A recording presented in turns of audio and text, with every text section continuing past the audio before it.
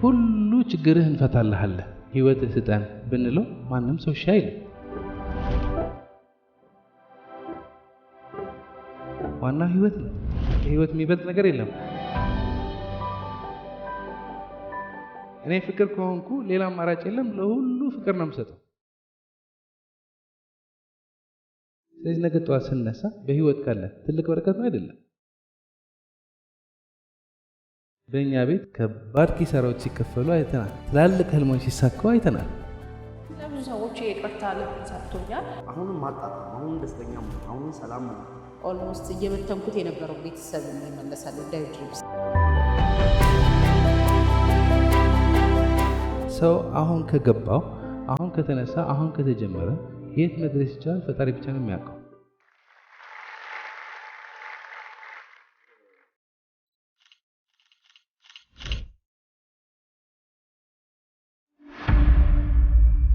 በጄኤፍኤም 106.7 ማክሰኞና ሐሙስ ከ3 ሰዓት እስከ 4 ሰዓት የተለያዩ የአእምሮ ምግቦች ያዘጋጀ የሚያቀርብልን የጄ ሬዲዮ 106.7 አዘጋጅና አቅራቢ ሮቤል ፍስሐ፣ እባካችሁ ከፍ ባለ ክብር ወደ መድረክ ጋብዙልኝ።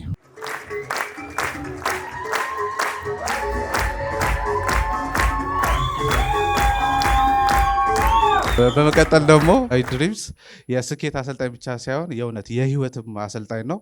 ስለዚህ ዳዊት ድሪምስን በባካችሁ ከፍ ባለ ክብር ወደ መድረክ ጋብዙልኝ።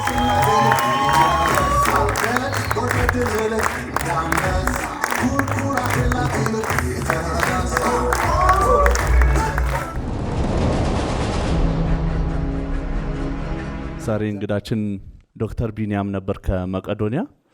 ትንሽ የጤና እንከን ገጠመውና ሁሌ ደግሞ እዚህ 15 ደቂቃ ዳዊት እየወጣ ጥያቄና መልሶች ይኖራሉ አይደለ?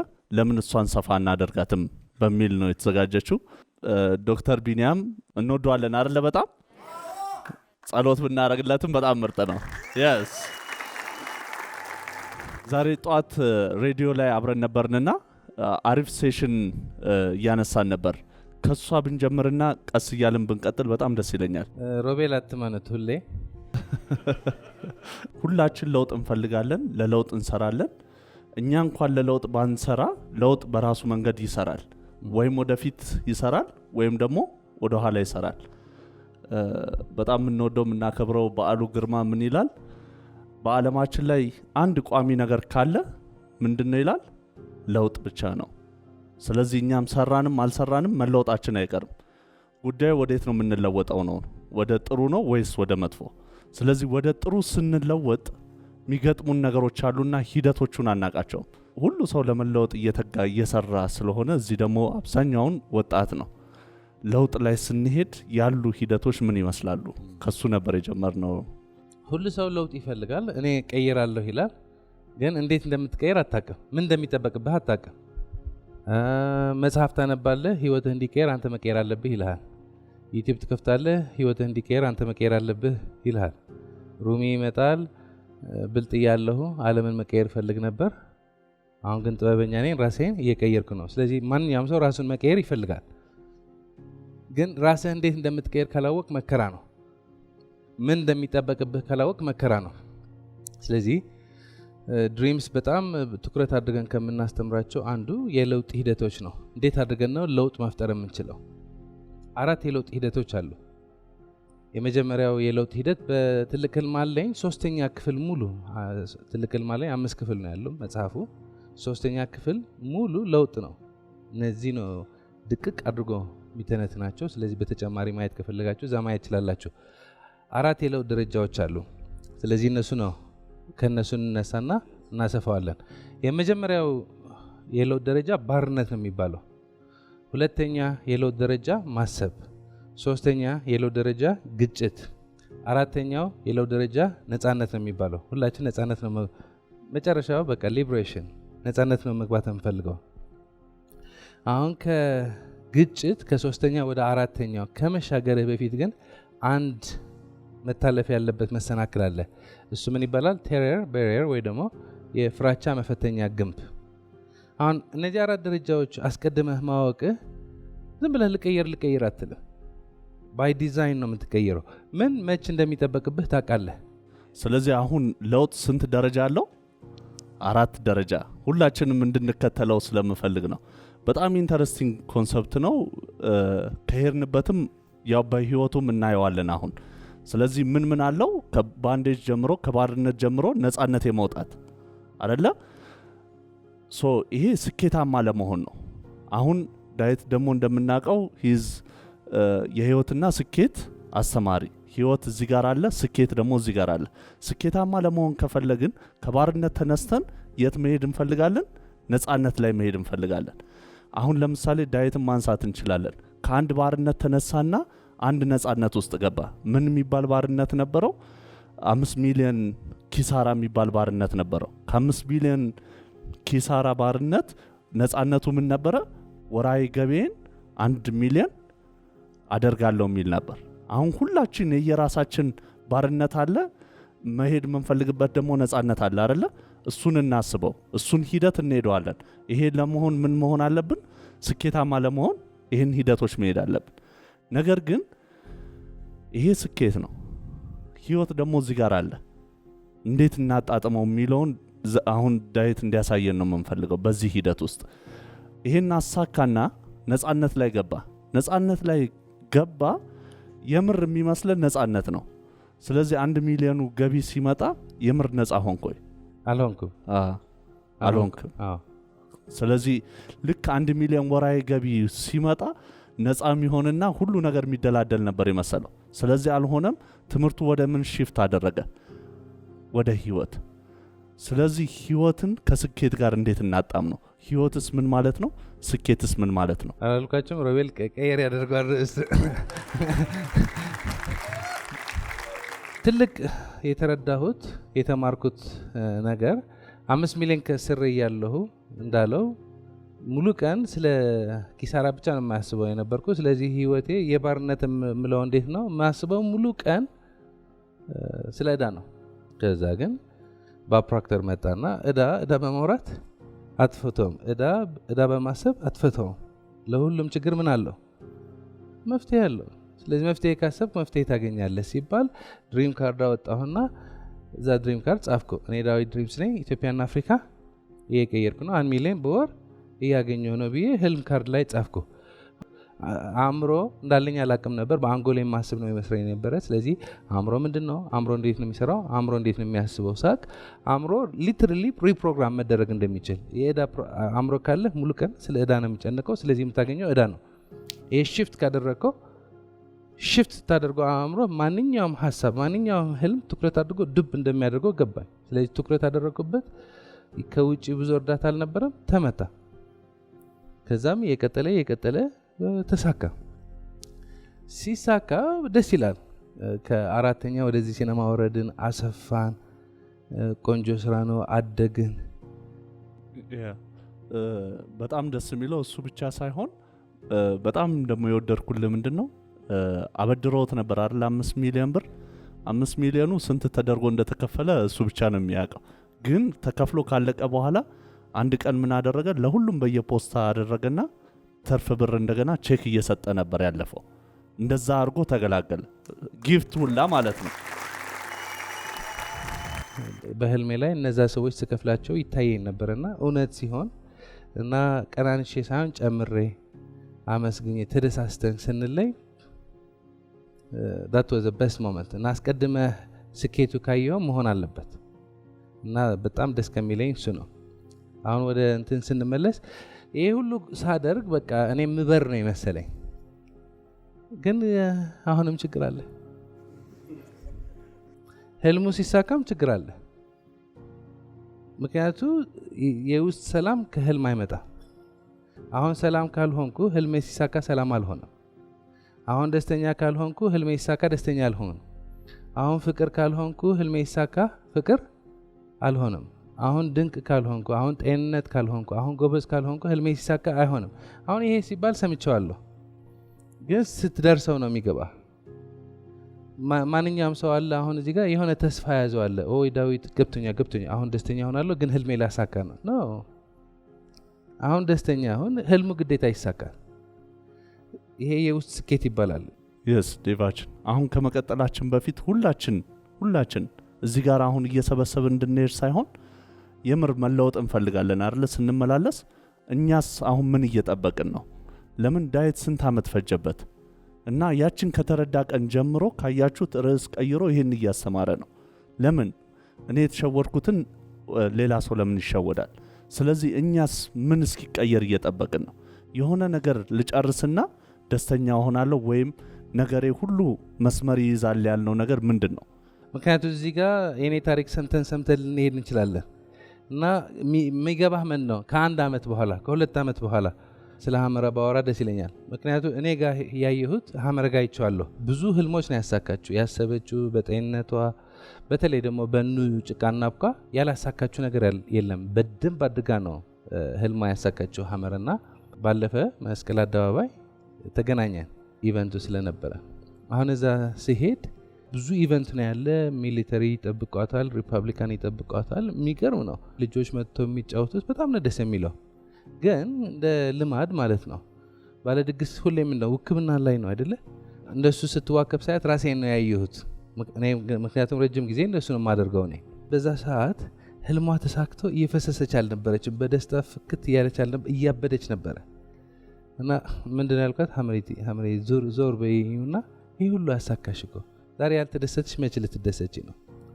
አሁን እሷ የሆነ የጎደሉ ነገሮች አሉ። እዚህ ጋር የሆነ ያልተስተካከለ ጠረጴዛ አለ፣ እዚህ ጋር ያልመጣ ምንጣፍ አለ። ኦሬዲ ብላለች ለሰዎች እንደዚህ አድርጉ ብላለች። ግን እነሱም በሌላ ምክንያት ቢዚ ሆነው አላደረጉትም። እና በዛን ቀን እያበደች ነበረ። ኤኒዌይ ከዛ ተመለሰች፣ ደስተኛ ሆነች። ግን ከዛ በኋላ ሳምንት ሙሉ ሀሳብ አላት። ኢቨንቱ እንደዚህ ቢሆን ኖሮ ደስ ይለኝ ነበር፣ ድግሱ እንደዚህ ቢሆን ኖሮ አሪፍ ይሆን ነበር እያለች ነበርና ቅዳሜ በስልክ ሳወራት አሁን ምን ያክል ደስተኛ ነሽ? ምክንያቱም አብዛኛው ሰው የሆነ ህልም አለ፣ ይሄ ከተሳካ ደሰታለሁ ነው የሚለው። እኔ ምንድነው ያልኩት? እኔ ዳዊት ድሪምስ ነኝ፣ ኢትዮጵያና አፍሪካ ቀይራለሁ፣ 1 ሚሊዮን በወር አገኛለሁ የሚለው ህልሜ ሲሳካ በቃ መንግስተ ሰማይ እንደገባሁ ነው ደስተኛ መሆነው። ሐመረ ጭቃና አብቃ በመስቀል አደባባይ 30,000 ሰው ከመጣ በቃ የዓለም ጫፍ ደረሰች ነው የምታስበው። ስለዚህ ትንሽ ያወራኋት ነበርኩና ምንድነው የጠየኳት ጥያቄ ምን ቢሆን ደስ ይልሽ ነበር? አሁን ይሄ አመት አልፈዋል አልኳት። ሆን ብዬ ነው ይሄ አመት አልፈዋል፣ ግን የሚቀጥለው አመት አለ። አሁን የሚቀጥለው አመት ምን ቢሆን ደስ ይልሻል አልኳት።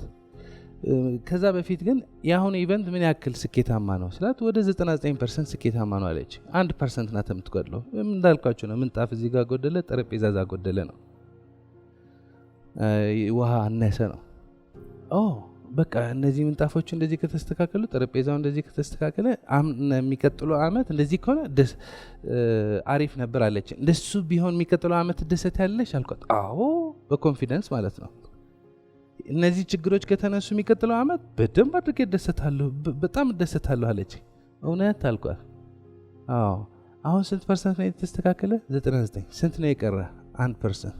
99% በዚህ አመት ተሳክቶ ያልተደሰች ሴትዮ የዛሬ 1 አመት 1% በመጨመሩ የሚደሰት ይመስልሻል? በዛ አመት ሌላ 1% የሚጎድል አይመስልሽም?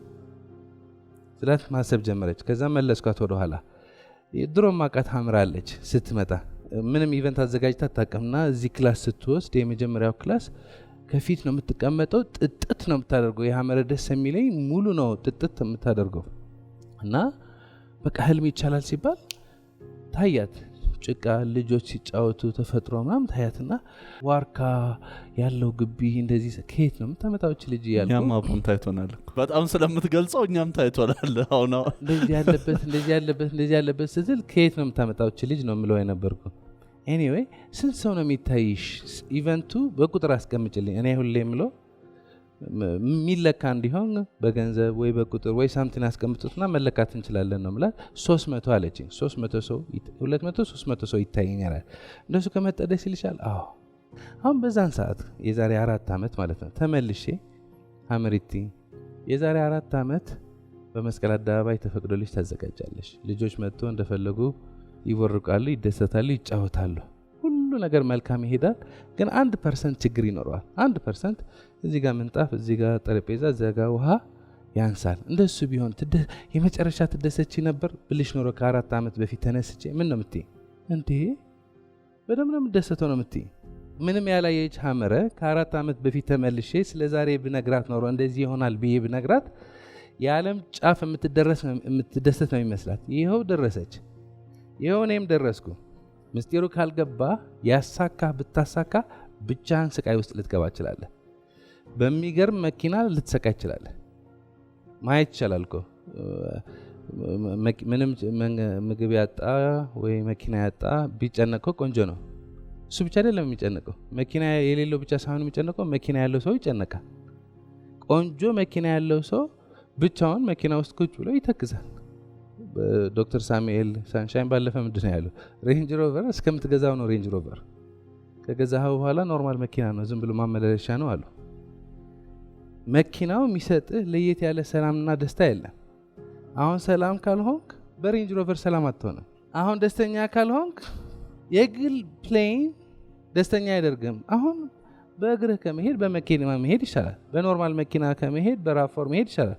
ከራፎር አልፎ በሬንጅ ሮቨር ብትሄድ ደስ ይላል። የግል ጀት ቢኖርህ ለራስህ ብቻ ሳይሆን ለሌላ ሰዎች ተርፋለህ።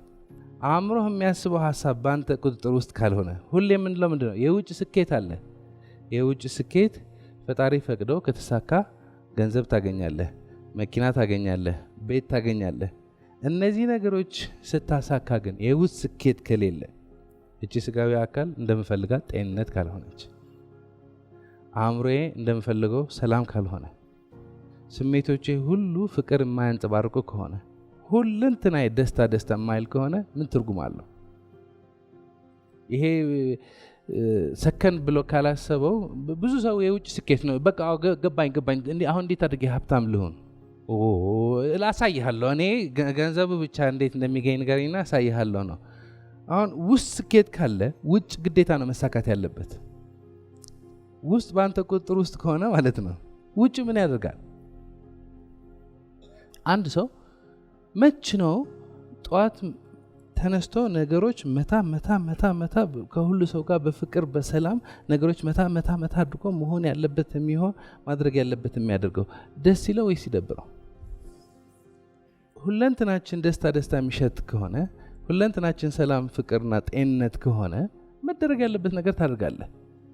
ግን ይሄ ስጋዊ አካል በበሽታ ታስሮ አእምሮ ሰላም አጥቶ ከራስህ ጋር ጭቅጭቅ ከገጠምክ፣ ፍቅር ጠፍቶ በጥላቻ ከተበላ፣ ደስታ የሚባል ከህይወት ከጠፋ ስኬቱ ቢመጣም አታጣጥመው እና ቀጣይ ስቴፕ አትሄድም።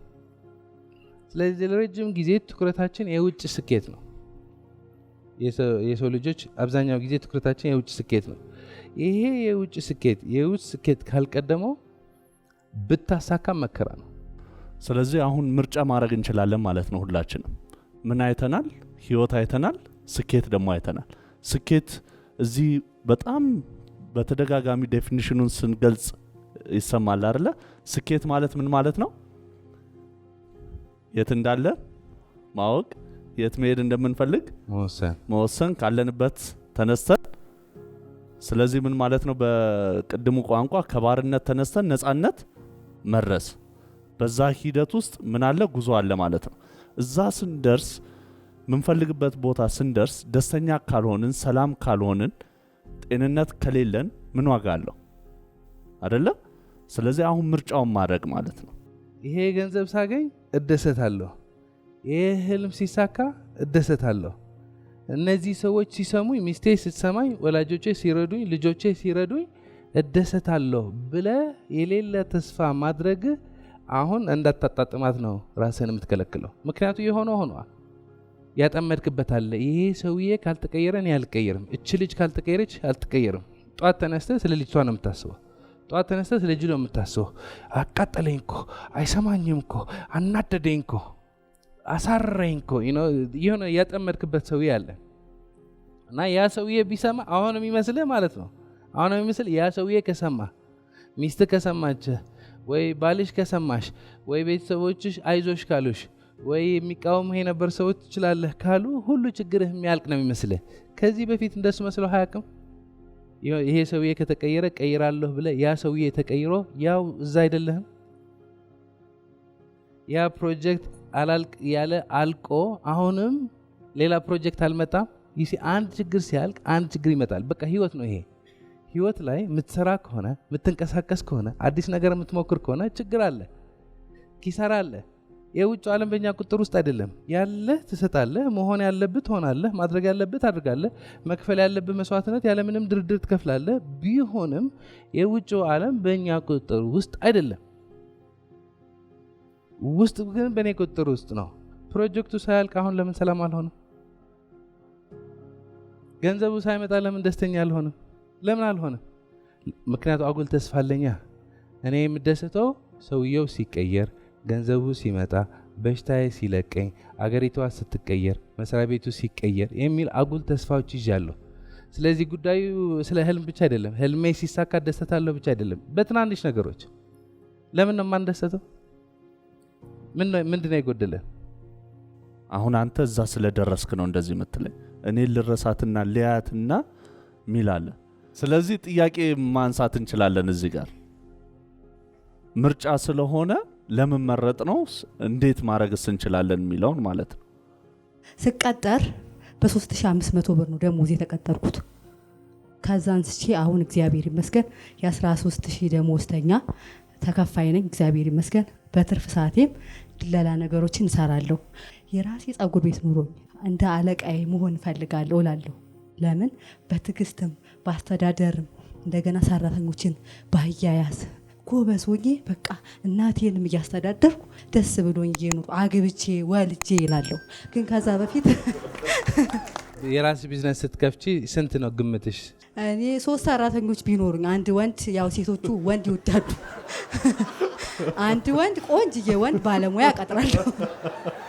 2 ሴቶች ከኔ ጋር ደግሞ እኔ ሁሉንም ስለምሰራ በወር ያው እንግዲህ አሁን እሱን አየሩ የኛ ያው ይመጣል ይሄዳል። አሁን ጸጉር ቤት ተቀጥሬ እየሰራሁ ነው ያለው። 13000 ያገኘው ነው ያለው። አሁን ባለኝ ነገር ደስተኛ ነኝ። ግን ማግባት ፈልጋለሁ፣ መውለድ ፈልጋለሁ። ከዛ በፊት ግን በስራዬ ስኬታማ መሆን ፈልጋለሁ። የራሴ ጸጉር ቤት መክፈት ፈልጋለሁ። ይሄ ምንም ችግር የለበትም። ይሄ ቆንጆ ነገር ነው። እሱ ላይ አይደለም ችግሩ። ችግሩ ምን ላይ ነው ያለ? በዛ ሰዓት የሚመጣ ተጨማሪ የውስጥ ሰላም የለም። በዛ ሰዓት የሚመጣ ተጨማሪ ደስታ የለም። አንዳንዴ ክፍት ይላታል፣ አንዳንዴ ጭንቅ ይላታል፣ አንዳንዴ ስብር ያደርጋታል።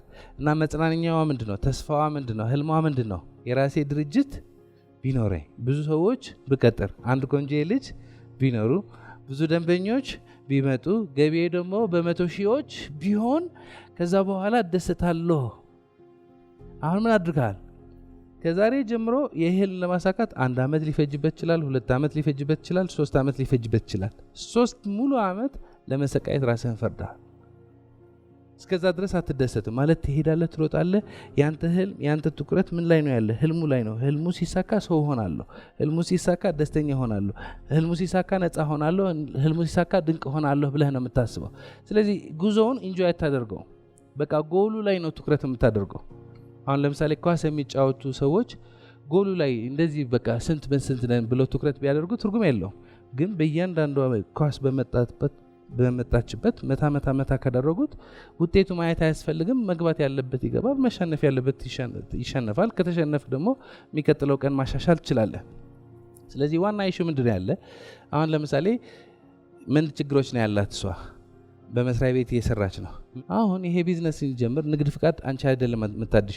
ታሳስ ደርሰናል። ንግድ ፍቃድ የሚታደስበት ነው። ግብር አንቺ አይደለም የምትከፍሉ። እቃ አንቺ አይደለሽም የምትገዢው። ወንበር አንቺ አይደለሽም። የፀጉር እቃዎች አንቺ አይደለም የምትገዛቸው። ሰራተኛ ቢያፈስ ባያፈስ ይመለከትሻል፣ ግን አንቺ አይደለሽም የምትገዛቸው። አሁን እዚህ ጋር ጎበዝ ካልሆነሽ፣ እዚህ ጋር ደስተኛ ካልሆነሽ፣ የራስህ ድርጅት ስትጀምር ስንት ደንበኛ ነው ያለ? ስንት ሰው ነው ያለ? አሁን ራስሽን ብቻ ነው የምታስተዳድሪው። ስራ ባልደረቦች አልፎ ምክር ልትሰጫቸው ትችያለሽ፣ ምክር ሊሰጡሽ ይችላሉ። ድርጅቱ ስትከፍቺ የሁሉ ሰው ኃላፊነት አንቺ ጋር ነው የሚሆነው። ያ ተስፋ የምታደርጊበት ቆንጆ ልጅ አንደኛ ቁስለት እሱ ሊሆን ይችላል። አሁን ይሄ በሀሳብ ላይ ያለ ስለሆነ በተስፋ ላይ ያለ ስለሆነ ፒክቸር ስታደርገው ቆንጆ ነው ፒክቸር የምታደርገው። ስትደርሰው ግን ሌላ ጉዳይ ነው። እነዚህ ፒኮክ ወፎች ምናምን ኢቭን ድመት ውሻ ውጪ ስታያቸው ደስ ይላሉ አይደለ? ሰላም ናቸው። ሲጫወቱ ምናምን ነገር አይፈልጉም፣ ተንኮል አይፈልጉም። አሁን አጠገብህ ያለ ሰው አትወደው። ምክንያቱም እሱ ሁሌ ካንተ ጋር ነው የሚኖረው። ሁሌ የሆነ ነገር ይጠይቃል።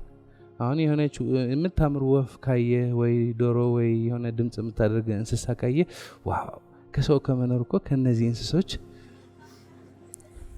መኖር ይቻላል ምናምን የምትለው አስገባቸዋ። ሌሊት 9 ሰዓት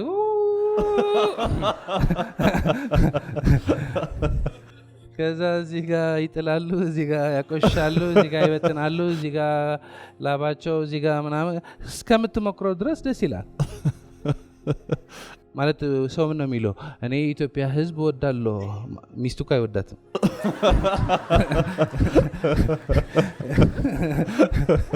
ወይ ወንድምን አይወድም።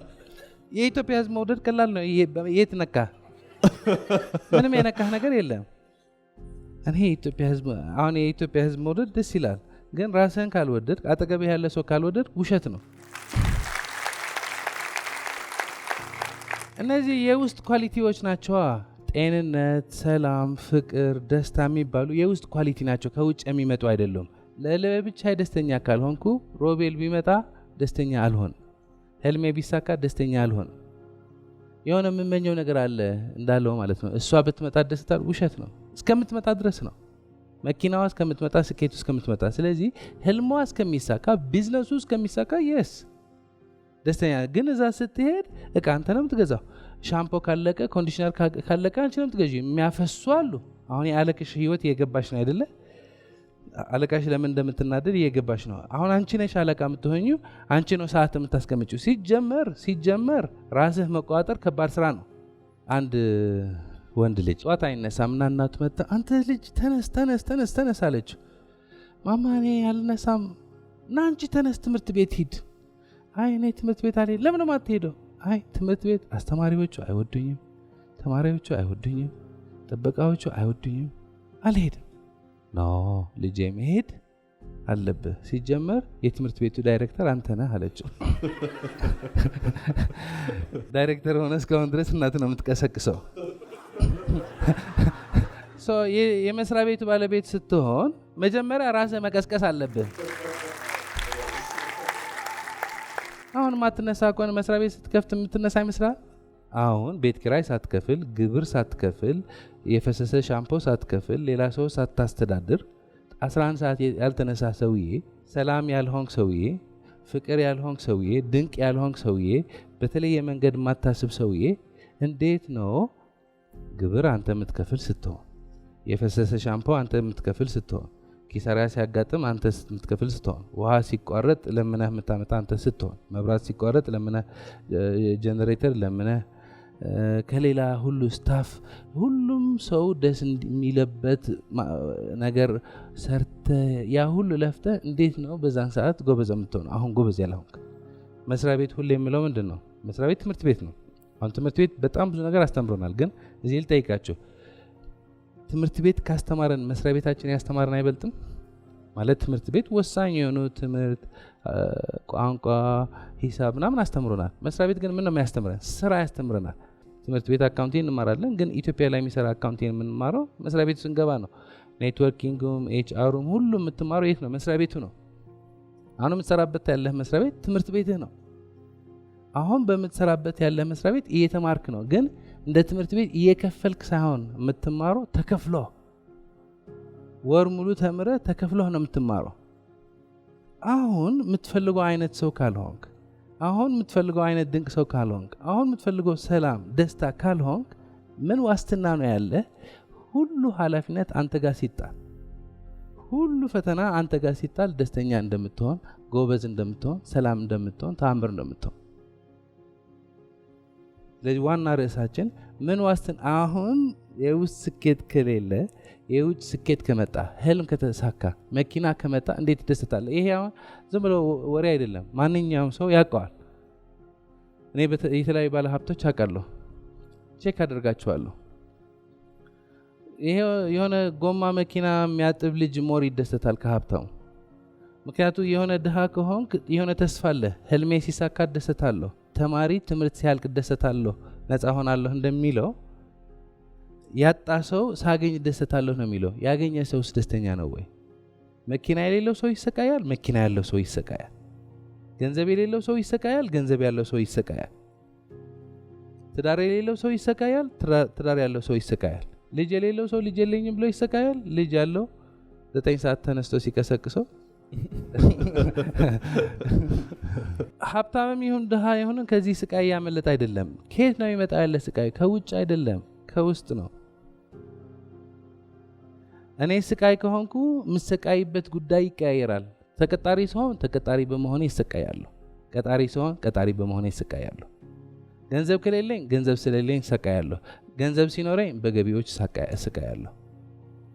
የምትሰቃይበት ርዕስ ነው የሚለያየው እንጂ መሰቃየት አይቀርም። ምስጢሩ ከገባህ ግን ገንዘብ ባይኖርህ ሰላም ነህ፣ ገንዘብ ቢኖርህ ሰላም ነህ። ተቀጣሪ ብትሆን ደስተኛ ነህ፣ ቀጣሪ ብትሆን ደስተኛ ነህ። ስለዚህ ሁሌ ትኩረታችን ውጭ ነው። ከውጭ ነው ደስታ የምንፈልገው፣ ከውጭ ነው ሰላም የምንፈልገው። እነዚህ ነገሮች ውስጥ ነው ያሉ። እነዚህ ነገሮች የሚፈጠሩ ከውስጥ ናቸው። እሱ ነው ቁም ነገሩ። ዳይሊ ለማን ሁላችን የምናውቀው ይመስለኛል። ምን ይላል? አንድ ኢንተርቪው ላይ ተጠየቀ። ከሰው ልጅ በጣም የሚገርምህ ነገር ምንድን ነው ሲባል፣ እኔ ከሰው ልጅ በጣም የሚገርመኝ ነገር ገንዘብ ለማግኘት ጤናውን ያጣል፣ ከዛ ጤናውን ደግሞ ለማግኘት መልሶ ምኑን ያጣል። አሁን ሩቲናችንን ካየነው እንደዛ ነው። ከሱ ነፃ ለመሆን ነው ከተረዳ ነው ማለት ነው። እና አሁን ዋናው ነገር ምንድነው? ምን ያህል ተረድተነዋል? እኛን በጣም የሸወደን ሐሳብ አንድ መወዳት ሐሳብ አለች።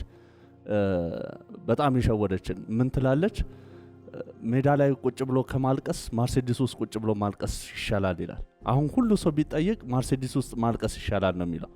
ማርሴዲስ ውስጥ የሚያለቅስ ሰው ካያችሁት ሞልቃቃ ብላችሁ ነው እንጂ የምታልፉት ምን ብላችሁ ትረዱታላችሁ? ውጭ ያለ ሰው እንኳን ስንት መረዳት ይችላል፣ ስንት ደግሞ ተስፋም አለው አይደለ? አብዛኛው ደግሞ ማርሴዲስ ውስጥ ሆነን ካለቀስን ትርጉሙስ ምንድን ነው? ይሻላል እኮ እዚህ ጋር ፖይንቱ ያለቅሱ ሰዎች በእግረኝ መሬት ላይ ተጠግተህ ከማልቀስ ማርሴዲስ ሆነህ ብታለቅስ ይሻላል። ግን ባታለቅስስ? ማርሴዲስ ሆነህ ባታለቅስስ? በታክሲ ሄድ ባታለቅስስ? ምክንያቱም ለቅሶ የሚመጣው ከውስጥ ነው። ለቅሶ የሚመጣው ከውስጥ ነው፣ ከውጭ አይደለም የሚመጣው። ሰው የፈለገ ያውራ፣ እኔ እንዴት ተረጉመዋለሁ ነው የሚያስለቅሰኝ። የፈለግኩ ማጣት እችላለሁ፣ እኔ እንዴት ተረጉመዋለሁ ነው የሚያስለቅሰኝ። ገንዘብ አጥቼ በዛ ማልቀስ እችላለሁ፣ ገንዘብ አጥቼ በዛ ልጠነክር እችላለሁ። ሰው ሰድቦኝ በዛ ላኮርፍ እችላለሁ፣ ሰው ሰድቦኝ በዛ ላልክ እችላለሁ። ማንኛውም መጥፎ ነገር ሲያጋጥም ውስጥ የምንተረጉምበት መንገድ ትክክል ከሆነ እናድግበታለን፣ የተሳሳተ ከሆነ እንጠፋበታለን። ስለዚህ ኔክስት አሁን ማየት ያለብን እንዴት ነው ውስጥ የምንገነባው ነው። ስለዚህ ሁሌ በ4 ደረጃ ነው የምንጠቅሰው የውስጥ ስኬት። የውስጥ ስኬት መጀመሪያ ምንድን ነው? ይሄ ስጋዊ አካል ምንድን ነው? ጤንነት ነው። አእምሮ ምንድን ነው? ሰላም ነው። ስሜቶቼ ለሁሉም ምንድን ናቸው? ፍቅር። ሁለንተናዬ የለበስኩት ምንድን ነው? ደስታ ነው። ስለዚህ በመጀመሪያው እንጀምር። በመጀመሪያው በስጋ እንጀምር። ይሄ ስጋዊ አካል ብዙ ጊዜ ብዙ ኬር አንሰጠው፣ የኛ ስለሆነ እናሰቃየዋለን። አሁን ህፃን ልጅ ብታሰቃየው አትሊስት መጥቶ በሌሊት ተኝቶ ያለ በጥፊ ሊልህ ይችላል። ይህ ስጋ ግን ምን ያድርግ? የት ይሄድ? ስትጨነቅ ይጎዳል፣ ስትበቀል ይጎዳል፣ ማይሆን ምግብ ስትበላ ይጎዳል። ሁሌ እንደተጎዳ ነው። መጀመሪያ ማሰብ ያለብን ለዚህ ስጋዊ አካል ነው። ለራሳችን ካላሰብን ለሌላ ሰው አናስብም። ለዚህ ለራሳችን ፍቅር ከሌለን ለሌላ ሰው አናፈቅርም። ለራሳችን ሰላም ከሌለን ለሌላ ሰው ሰላም አንሆንም። ስለዚህ ይሄ ስጋዊ አካል ትክክለኛ በሆነ መልካም በሆነ መንገድ ስንይዘው ምን ይሆናል? ጤንነት ይሆናል። አሁን የሮቤል ሰውነት ይዘህ በእግር ብትሄድ ምን ችግር አለው? እንደውም ይመቻል።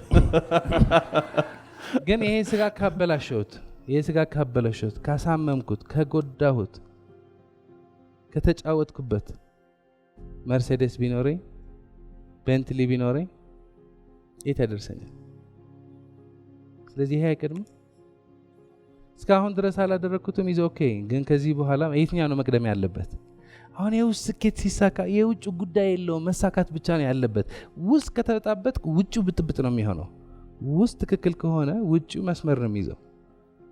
ስለዚህ ውስጥ ነው መቅደም ያለበት። ስለዚህ ይሄ መጀመሪያ ይሄ ነው። ሁለተኛ አእምሮ ሰላም ነው። አእምሮዬ መመሪያ ከኔ የሚወስድ ከሆነ መልካም በሆነ መንገድ የሚመራ ከሆነ አእምሮ ምንድነው? ሰላም ነው። አብዛኛው ሰው ይሄ ነው ያጣው። አእምሮ ሰላም አይደለም። የአብዛኛው ሰው አእምሮ ከቁጥጥር ውጭ ስለሆነ ጠዋት ተነስቶ ይሳደባል። ማን ነው የሚሰድበው? ራስህን። ጠዋት እንደተነሳ ጊዜህን ገደልከው። ስንት መድረስ የነበረበት ሰውዬ ምንም ሳትደርስ ገደልከው። ምን ልትሆን ነው መጨረሻ? አንተ እኮ ከንቱ ነህ ምናምን ነህ። ሌላ ሰው ከሰደበ የሆነ አትረባም ብሎ ከሰደበ እሷን ያመጣል። አዎ አትረባ። አእምሮዬ በራሴ ከሆነ ስለ ራሴ ማስበው ሰላም ነው ጦርነት፣ ስለ ሮቤል ማስበው ፍቅር ነው ጥላቻ፣ ስለ ስራ ማስበው እንደማተርፍ ነው እንደምከስር፣ ነገሮች እንደሚሆንልኝ ነው ማስበው እንደማይሆንልኝ። አእምሮዬ በእኔ ቁጥር ውስጥ ከሆነ ባልችል እንኳ ማስበው ለራሴ ሰላም፣ ፍቅር፣ ጤንነት፣ ለስራዬ ስኬት፣ የሚሳካበት መንገድ፣ የሚቻልበት መንገድ፣ ችግር ከመጣ መፍትሄ በእኔ ቁጥር ውስጥ ከሆነ አእምሮዬ። ግን አብዛኛው ሰው አእምሮ በራሱ ቁጥር አይደለም። ስለዚህ በራሱ ነው የማይመለከተው ርዕስ ነው። እንትና ግን ለምን ነው እንደዚህ ያደረገ? ይሄ መንግስት ግን እንደዚህ ማድረግ አለበት። ይሄ ሱዳን ግን ምን ሆነ ነው? ሁለቱም ማቆሚያ የለውም። አሁን ምን እንደሚመስለው ላልነቃ ሰው የሚያስብ ያለ ነው የሚመስለው። ምን እያደረግ ነው ብትለው እያሰብኩ ነው ነው የሚለው። ምንም ማሰብ የለውም። ዝም ብሎ ብቻ ነው። አሁን የማይስማማህ ምግብ ከበላህ ማለት ነው ወደ ላይ ወደ ታች ነው አይደለ? የማይሆን ነገር ከበላ እንደዚሁ ይድትል ይቆማል ወይ ይወጣል፣ ወደ ላይም ይወጣል፣ ወደ ታችም ይወጣል። እረፍት የለውም። ስለዚህ ምን ነው የምታደርገው? ምን እንደበላህ ታያለህ። ያ ምግብ ትጥለዋለህ፣ ውሃ ትጠጣለህ፣ የሚያጸዳ ነገር ትጠጣለህ፣ በጊዜው ይሄዳል። አሁን የማይስማማህ ምግብ ምንድነው? የሆነ ሀሳቦች ገብተዋል፣ እንደ ፓራዳይም ሆኖ ገብተዋል። እነዚህ ሀሳቦች ምንድነው? በቃ አልችልም፣ ህልሜ ሲሳካ ደሰታለሁ፣ ችግሩ ሲፈታ ደሰታለሁ፣ እኔ እኮ እዚህ የደረስኩ አስተዳደጌ ነው፣ ቤተሰቦቼ ናቸው፣ ይሄ መንግስት ነው፣ ኑሮ ውድነቱ ነው፣ ኢትዮጵያ ናት፣ የኢትዮጵያ ህዝብ ነው፣ ሚስቴ ናት፣ ወንድሜ ነው፣ እንደዚህ ባልከስር ኖሮ። እነዚህ ገብተዋል። እነዚህ ያላንተ ቁጥጥር ነው ዝም ብሎ የሚያወሩ ነው የሚሉ። አሁን እነዚህ ዝም አሁን የምንሰራው ያለን ስራ ምንድነው? ዝም። እነዚህም ዝም ስታስብላቸው እነዚህ ሲጠፉ የምትፈልገው ሀሳብ በነፃነት ታስባለህ። ሰው አያቆምም። በየቀኑ ጠዋት ተነስቶ የትናንት ሀሳብ ነው የሚደግመው። ሰው ሲያስብ ከየት ተነስቶ ነው የሚያስበው? ከአዲስ ነገር አይደለም የሚያስበው። ትናንት ነው ትናንት ያስበው፣ ትናንት ያየው፣ ትናንት የሰማው፣ ትናንት ካየው መከራ ተነስቶ ነው የሚያስበው።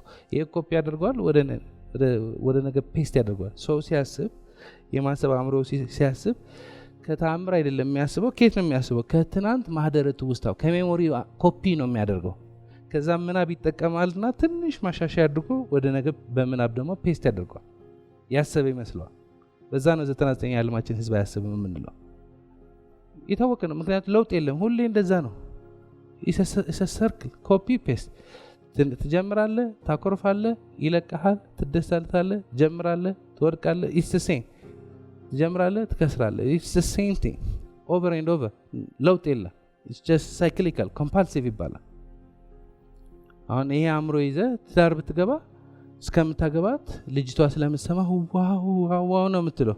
ከገባ በኋላ እሷም ችግር አለብህ፣ አንተም ችግር አለ። ፒክ አድርጎ የእሷ ስህተት እዚህ ጋር ሲያመጣልህ አንተም ታብዳለህ፣ እሷም ታሳብዳታለህ። ምን ነው ችግር ሲባል ሚስቴ ነው የምትለው። እሺ ሚስትህ እዚህ ጋር ትቆይና እዚህ ጋር መስሪያ ቤት ዋል ብትለው እዛ መስሪያ ቤት እስከሚለምደው ለሳምንት ሰላም ነው፣ ለአንድ ወር ሰላም ነው። ከዛ በኋላ ግን ሙሉ መስሪያ ቤቱንም ያስጠላው። እዚህ መስሪያ ቤት ያሉ ሰዎች ሌቦች ናቸው ወይ ሳምቲንግ። አያጠፉ ማለት አይደለም፣ እኔ ያጠፋለሁ፣ እነሱ ያጠፋሉ።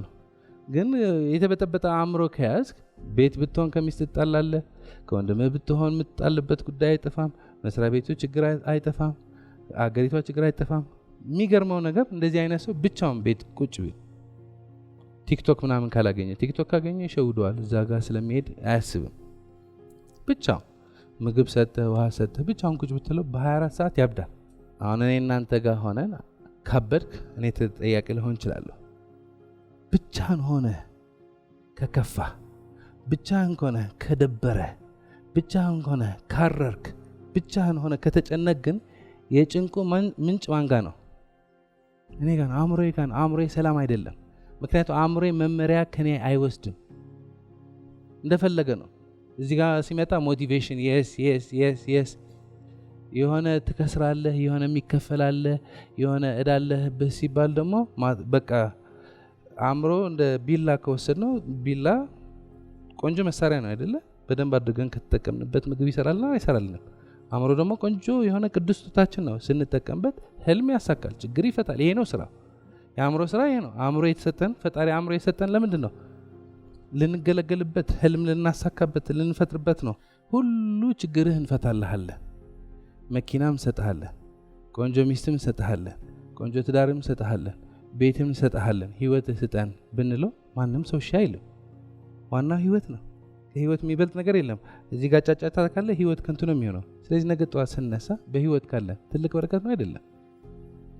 ከዛ ቀጥሎ ትንፋሽ ካለ ወሳኝ እሱ ነው። ትንፋሽ አለ፣ ኦክሲጅን የገባ ይወጣ ነው። ኦክሲጅን የገባል ካርቦን ዳይኦክሳይድ ይወጣ ነው። ቀጥሎ ምግብ አለ፣ ቀጥሎ ውሃ አለ፣ መጠለያ አለ። ተመስገን ነው አይደለም? ቤታችን ድረስ ውሃ አይደርስም፣ አይመጣም፣ መብራት አይመጣም፣ አስቤዛ አካባቢያችን አይደለም፣ መኪና ባይኖርም ራይድ የለም። ኢትስ ቢዩቲፉል ላይፍ ኢዝ ቢዩቲፉል። በዚህ ተመስገን ብለህ ከጀመር ዞር ስትል ደግሞ ፀሐይ ካለችበት ታሞቀናለች። ካልገባ ፀሐይ አይመቸኝም፣ ግን ፀሐይ ካለችበት ታሞቀናለች። ዛፎች ስርዓት ይዞ ይሄዳሉ፣ ያምራሉ። ዛፎች ካያቸው አይወዳደሩ፣ እልህ አይገቡ፣ ስራቸው። ወፎች ይመጣሉ፣ እዛ ጋር እንስሶች አሉ። ኢትዮጵያ የቀጠለች ነው፣ ስንት ችግር አልፋ የቀጠለች ነው። አፍሪካ የቀጠለች ነው። የዓለም ህዝብ የሚቻለው እያደረገ ነው። ህይወት የቀጠለ ነው። ላይፍ ኢዝ ቢዩቲፉል። እቺ እኮ ልዩ ሞመንት ናት። ፈጣሪ ፈቅዶ እዚህ ነን ያለ ነው። እቺ ሞመንት ከዚህ በፊት ሆና አታውቅም፣ ለወደፊትም አትሆንም። እንደሆነችው ናት። አሁን እዚህ ጋር ምን ልሆን፣ ጣጣዬ ችግሬ ላስብ፣ ምን ሊሆን ይችላል ልገምት፣ ወይስ እዚህ ጋር ግጥም አድርጌ ልስራባት? ትክክል የሆነ አእምሮ እቺን ሞመንት እስካሁን ድረስ ከስር ያለው አሁን ምን ላድርግ፣ እስካሁን ድረስ እንደዚህ ገንዘብ የለኝ አሁን ምን ላድርግ፣ አሁን ላይ ትኩረት ካደረግ፣ ሰላም የሆነ ፍቅር የሆነ ሀብታም የሆነ ተአምር የሆነ ሀሳብ ካሰብክ፣ ይህ ሀሳብ ደግሞ ከቆየህበት ትኩረት ከሰጠኸው፣ በዛ ሀሳብ መሰረት ደግሞ አክሽን መውሰድ ከጀመርክ ሁሉ ነገር በሰዓቱ ይስተካከላል። ይሄ ማድረግ የሚችል ሰላም የሆነ አእምሮ ነው፣ በራስህ የሚሄድ አእምሮ ነው። እንደዚህ ከሆነ ሰው እንዴት ይደብረዋል? ሰው እንዴት ነው የሚደብረው? አሁን ያለ ሞመንት ክብር የለው፣ ለህይወት ክብር የለው፣ ለፀሐይ ክብር የለው፣ አትመቸኝም ነው የሚለው። ማለት ይሄ ፈጣሪ የፈጠረው ሁሉ ተፈጥሮ ፐርፌክትሊ ሲሄድ አይታየውም። ምክንያቱ እዚህ ጋር ተረት አለ። ህይወቴ ሳልደርስ የት መድረስ ነበረብኝ እስካሁን ድረስ ምንም ሳልንቀሳቀስ፣ አሁን ደግሞ ምን አድርጎ የሚከፈላለኝ እንደዚህ ሆነ እንደዚህ ሆነ። ትናንትናና ነገ እዚህ ላይ የለህም።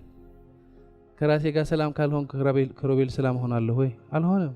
ሁሉ ነገር ነው የሚያናደኝ፣ ሁሉ ነገር ነው የሚያቃጥለኝ። ለመቃጠል ዝግጁ ነኝ። ያልነቃ ሰው ሮቤል ያናደደው ነው ይመስለው። አይደለም፣ በቃ መናደድ አመልህ ነው።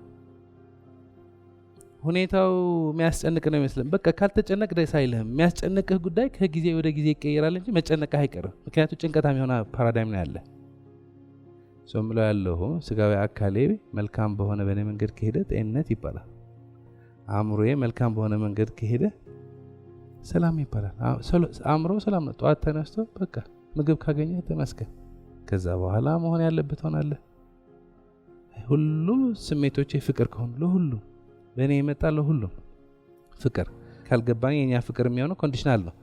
የሆነ ሰው ያልከው ከሰማ ፍቅር ትሰጠዋለህ፣ ያልከው ነገር ካልሰማ ፍቅር አልሰጠውም። ስለዚህ ከፋፍለሃት ዓለም ከፈጣሪ መማር እንችላለን። ፈጣሪ ለሁላችን ፀሐይ ሳይለይ ነው የሚሰጠን፣ ዝናብ፣ ሁሉ ነገር ሳይለይ ነው የሚሰጠን አይደለ? እንደ ኃጢአታችን እንደ ስራችን አይደለም የሚሰጠን። ስለዚህ ከዚህ በመማር ለሁሉ ሰው ፍቅር ብንሰጥ ምን ችግር አለው? ለሁሉ ሰው ፍቅር መስጠት የምንችለው እኛ ፍቅር ከሆን ነው። እኔ ፍቅር ከሆንኩ ሌላ አማራጭ የለም፣ ለሁሉ ፍቅር ነው የምሰጠው። እዚህ ጋር ፍቅርና ጥላቻ የተከፋፈልኩ ከሆነ ደግሞ ለሁሉ ሰው ከፋፍዬ ነው የምሰጠው። የምትሰጠው ደግሞ ይመለስልሃል። እኔ አብዛኛው ሰው ጥያቄ ምንድን ነው? ለምሳሌ ለሮቤል ፍቅር ሰጥቼው እሱ ፍቅር ባይመልስልኝ፣ እሱ የእሱ ጉዳይ ነው። እኔ ቴኬር ማድረግ የምችለው የራሴ ነው። ስለዚህ ስሜቶች ደግሞ ሁሉ በፍቅር የሚያበሩ ከሆነ ሁለንተናዬ ደስታ ነው። እዚህ ህይወት መኖር ደስ ይላል። በመርሴዴስም ይሁን በእግርም መኖር ደስ ይላል። አሁን ደስ ያለው ሰው ጠዋት ተነስቶ መሆን ያለበት ይሆናል አይሆንም? ለምን አይሆንም? በደንብ አድርጎ ይሆናል። ማድረግ ያለበት ያድርጋል አያድርግም? መክፈል ያለበት መስዋዕትነት ይከፍላል አይከፍልም? ማሰብ ያለበት ያስባል አያስብም? መፍጠር ያለበት ተአምር ይፈጥራል አይፈጥርም? በዚህ መንገድ ከሄደ መምጣት ያለበት ይመጣል ወይስ አይመጣም? የውስጥ ስኬት ካለ የውጭ ስኬት ግዴታ ነው። እኔ ይሄ ትምህርት ማስተምረው መጀመሪያ ለራሴ ነው። ማስተምረው ሳይሆን መማረው በቃ ጉጉት አለኝ። ምንድነው የዚህ ድርጅት ዋና ዓላማ ህይወትን ማወቅ። ትልቁ ችግራችን ምንድነው? ህይወት እንዴት እንደምትሰራ እናቃት። ስጋዬ እንዴት እንደሚሰራ ካወቅኩ፣ አእምሮዬ እንዴት እንደሚሰራ ካወቅኩ፣ ስሜቶቼ እንዴት እንደሚሰራ ካወቅኩ፣ ሁለንተናዬ እንዴት እንደሚሰራ ካወቅኩ፣ የውጭው ዓለም ያስቸግረኝ፣ ገንዘብ ይጉደለኝ፣ ሌላ ነገር ይፈጠር፣ እኔ ግን ተጨማሪ ችግር አይደለሁም። ሀሳቦቼ ተጨማሪ ችግር አይደለም፣ ስሜቶቼ ተጨማሪ ችግር አይደለም። ስለዚህ እዚህ ጋር ኢምፓወር የምናደርገው እኔ ተጨማሪ ችግር እንዳልሆን ነው። በህይወቴ እኔ ተጨማሪ ችግር አይደለሁም፣ እኔ ትርፍ ነኝ። እኔ ለራሴ ሰላም ነኝ፣ ፍቅር ነኝ። ስለዚህ እዚህ ላይ ነው ትኩረታችን። እኔም ማወቅ የምፈልገው ውጭው ምንም ነገር ሳይቀየር ራሴን መቀየር ነው። ስለዚህ ይሄ ለማድረግ የሚያስችሉን በስት የሚባሉ ቴክኖሎጂዎች ማጥናት፣ መረዳት፣ መቀየር ነው። የውስጥ ስኬት የምለው ያለው ቀልድ እንዳይመስላችሁ። ጠዋት ከሮቤል ጋር ያወራን ነበር። ዶክተር ጆ ዲስፔንዛ የሚባል ሐኪም አለ። እነዚህ አይነት ትምህርቶች መጨረሻው የት ማድረስ ይችላሉ? ከባድ የሆኑ በሽታዎች ማጥፋት ይችላሉ። ሰው በአእምሮ ብጥብጥ ካልሆነ፣ በስሜቶቹ ፍቅር ከሆነ፣ ሁለንተናው ደስታ ከሆነ ከባድ ካንሰር የነበረባቸው ሰዎች ተነስቶላቸዋል። ወሬ አይደለም። ሜዲካል ኤቪደንስ ከነ ማሽኑ መለኪያ ውስጥ ያለን ሀብት አናቀው። አፈጣጠራችን እጹብ ድንቅ ነው። ቆንጆ መኪና ሰጥተው ፔዳልና ፍሬን አላት። በእድልና በአጋጣሚ ፍሬንና ነዳጅ ከረገጥከው ኦን አድርገው ነው የሚሰጡ። ህይወት ኦን አድርገው ነው የምትሰጠን አይደለ? የህይወት ጉዳይ ምንድነው መሰለህ? አጥፍተህ ብትቀይራት እኮ ቀላል ነው፣ ግን ኦን ናት መኪና። ኦን ናት መኪና። ኦን አድርገው ሰጥተው ዝም ብለህ ነዳጅ ፍሬን በአጋጣሚ እንደዚያ ጎንብሰህ ከመታ መጨረሻው የት እንደምትደርስ የታወቀ ነው። መደረሻ የት እንደሚሆን የታወቀ ነው አይደለ? እቺ ህይወት እንደሱ ነው። የተናደደ ሰው ከመጣ እናደዳለን። ሰላም የሆነ ሰው ከመጣ ሰላም እንሆናለን። ገንዘብ ካገኘን እንደሰታለን። ገንዘብ ካጣን እንጨነቃለን። ሰዎች ከደገፉን ሰላም እንሆናለን። ሰዎች ከተቃወሙን እናኮርፋለን። በቃ በየቀኑ የውጭ ሁኔታ እንደተቋጠረን ነው። ኖ ሰላም፣ ፍቅር፣ ደስታ ከውጭ ነው የሚመነጨው። ይሄ ስታውቀው ስትረዳው በቃ ቢሳካልህ ባይሳካልህ፣ የውጭው ቢሳካ ባይሳካ ብቻህን ሰላም መሆን የምችል ከሆነ የውሸት አይደለም የምር ማለት ነው። እቺ ውስጥ ከተቋጠርካት በሽታ የሚባል አይነካው። ውጭው ገንዘብ ሲጎድል የምትጨነቅ ከሆነ፣ ሰው ሲሰድብህም ትህም ከሆነ፣ ካልደገፈህም እንትን ከሆነ እነዚህ ሀሳቦች ስሜት ይቀይራሉ። እነዛ ስሜቶች ሰውነት ኬሚካል ይለቃሉ። ይሄ ሰውነት ይታመማል። ይሄ ሰውነት ይታመማል ብቻ ሳይሆን አእምሮህን ይረበሻል። ጤናማ የሆነ ሀሳብ አታስብም። ጤናማ የሆነ ስራ ሰራም፣ ጤናማ ውጤት አታገኝም። ስለዚህ እዚህ ጋር ሰዎች ድጋፍ ማገናኘት ሳይሆን የኛ ስራ እቺ ህይወት እንዴት ነው የምትሰራ? እኔ ማወቅ የምፈልገው እሱ ነው። እቺ ህይወት እንዴት ነው የምትሰራ? ምንም ነገር ሳይስተካከል ውስጥ በማስተካከል ውጭው እንዴት ነው ማስተካከለው? ሰዎችን ከጨበጣት እርዳታ ከፈለገ ያገኛል፣ ብድር ከፈለገ ያገኛል፣ ስራ ከፈለገ ያገኛል፣ መስሪያ ቤቱ ከፈለገ ያገኛል። ውስጥ ከተስተካከለ ውጭ መስተካከሉ ግዴታ ነው። that's the most important thing። ስለዚህ ትኩረቴ እኔ እሱ ነው። ምክንያቱም አይቼዋለሁ። በእኛ ቤት ስንት በሽታዎች ተነስተዋል። እንደነ ዶክተር ጆ ዲስፔንዛ በዛን ደረጃ እኮ ባይሆን ከባድ በሽታዎች ከዚህ ቤት ሲነሱ አይተናል። ከባድ ኪሳራዎች ሲከፈሉ አይተናል። ከባድ ፋብሪካዎች ሲከፈቱ አይተናል። ከባድ ሪል ስቴቶች፣ ትላልቅ ህልሞች ሲሳኩ አይተናል። አይደለም ዴሮቤ? ስለዚህ ሰው ኢምፓወር ከሆነ ከየት ይምጣ፣ ስንተኛ ክፍል ይጨርስ፣ ምን ይማር፣ ምን ያክል ገንዘብ ይኖረው፣ እስካሁን ድረስ ምን ያክል ይሳካለት አይሳካለት፣ ሰው አሁን ከገባው፣ አሁን ከተነሳ፣ አሁን ከተጀመረ የት መድረስ ይችላል? ፈጣሪ ብቻ ነው የሚያውቀው። ብቻውን መረዳት ያለበት ነገር ውስጥ እንዴት ይሰራል ነው። ዶክተር ጆ ዲስፔንዛ ስታነሳ በሳይንስ በጣም ትላልቅ ነገር እያየን ነው አሁን እና ውስጣችንን በመጠበቅ እንዴት እንዳልከው ካንሰርን የተለያየ ነገር እንዴት ማጽዳት እንችላለን እናየዋለን። እኔ ደግሞ ሁሌ የምለው ምንድነው ቀለል ያለ ኤክስፐሪመንቶች ማየት እንችላለን። አሁን ዶክተር ጆ ዲስፔንዛ ሳይንሱን ተጠቅሞ የሰው ልጅ የት እየደረሰ እንደሆነ ፖዚቲቭሊ እያየ ነው። እኛ ደግሞ ማየት ከፈለግን አካባቢያችንን ማየት እንችላለን። ሰው እንዴት ነው ማዲያት ያወጣው? ማዲያት ለማውጣት ቀለም ተቀብተን ነው እንዴ? የሆነ ሜካፕ አጊጠን ምናምን አይደለም። ሰው ዝም ብሎ እያረረ ሲሄድ የውስጡ ነገር ይወጣል። ከጥቁር ጸጉር ወደ ሽበት እንቀይራለን። እንዴት ነው የሚቀየረው? ማለት ይሄ ምንም ፕሩፍ ማድረግ አያስፈልግም። ሁላችን የምናየው ነው። እንደዚህ መቀየር ከቻልን ጸጉር መቀየር የሚችል አቅም ካለን ፖዚቲቭሊ ደግሞ ያንን ማድረግ እንችላለን። ልክ ሰው ሽበት ሲያወጣ ምንድን ነው የምንለው? አሁን እኔ 1-2 አውጥቻለሁና ገና ካሁኑ ምን ገጠመ ምናምን እንላለን። አያችሁ ኢንተርናሊ ምን የሆነ ኮሚኒኬሽን አለ ማለት ነው። ደስ ማይል ኮሚኒኬሽን ሲኖር ወዴት ሪፍሌክት ያደርጋል? ወደ ሰውነታችን። አሁን ያንን ወደ ፖዚቲቭሊ መጠቀም እንችላለን ነው። እኛ ጥሩ አድርገን ወደ ኔጌቲቭ መጠቀሙን እንችልበታል። ይሄ ትልቅ ኤክስፐሪመንት እኮ ነው፣ ማሳያ ነው። ይሄንን ካየን ለፖዚቲቭስ መጠቀም እችላለሁ ወይ? ኦፍ ኮርስ ይቻላል። አሁን ድሪምስ እዚህ ጋር ብዙ ታሪኮች አሉ። ብዙ ሳይነስ አለኝ፣ ማይግሬን አለኝ፣ ብዙ ነገር ሲጠፋ ውስጥ ስታስተካክለው የሚገርም አቅም ነው ያለው። ውስጥ ስታስተካክለው ገንዘብ ብቻ አይደለም፣ ጤንነት ይስተካከላል፣ ቤተሰብ ይስተካከላል። እዚህ ትዳር የተስተካከለ የለም እንደዚህ ቤት ስንት ትዳር ነው የሚስተካከለው ያለ? አሁን ማስበው ሐሳብ በእኔ ቁጥር ውስጥ ከሆነ ማስበው ሐሳብ ስለ ኪሳራና መከራ ነው ወይ ስለ ትርፍና በረከት? ስለ ጦርነት ነው ስለ ሰላም? ስለ ጥላቻ ነው ስለ ፍቅር? ስለ ደስታ ነው ወይስ ደስታ ስላልሆነ ነገር? አሁን ሐሳቤን መቆጣጠር አልችልም። ግን አእምሮዬ በእኔ ቁጥር ውስጥ ካልሆነ ይሄዳል፣ ጉብኝት ይሄዳል። ወዴት ነው የሚሄደው? ወይ ወደ ትናንት ይሄዳል፣ ወይ በልጅ ያለህ የተፈጸመብህ በደል ይሄዳል፣ ወይ የማትወደው ያጋጠመ ነገር ይሄዳል፣ ወይ ወደዛ ይሄዳል። አሁን እሱ ማሰብ ሲጀምር ወገብህም ያጥፈዋል።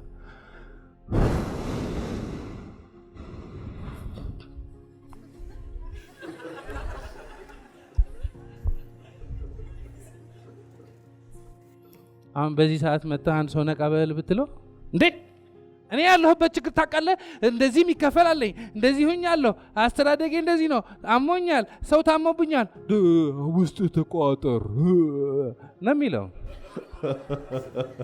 እሺ አትቋጠር። ከፈለግ ተናደድ፣ ከፈለግ ተጨነቅ፣ ከፈለግ ስለ ኪሳራ ግን ሆን ብለህ አድርገው። አንድ ሰው አእምሮ በሱ ቁጥጥር ውስጥ ከሆነ ስጋው በሱ ቁጥጥር ውስጥ ከሆነ በአጋጣሚ አይኖርም፣ በዲዛይን ነው የሚኖረው። ስለዚህ ይሄ ስጋ እንዴት ነው መቀመጥ ያለበት? እንዴት ነው መራመድ ያለበት? እንዴት ነው መመገብ ያለበት? በእኔ ቁጥጥር ውስጥ ነው። ሀሳቦቼ በእኔ ቁጥጥር ውስጥ ናቸው። እዳ ውስጥ ብሆን ስለ መፍትሄ ነው ማስበው።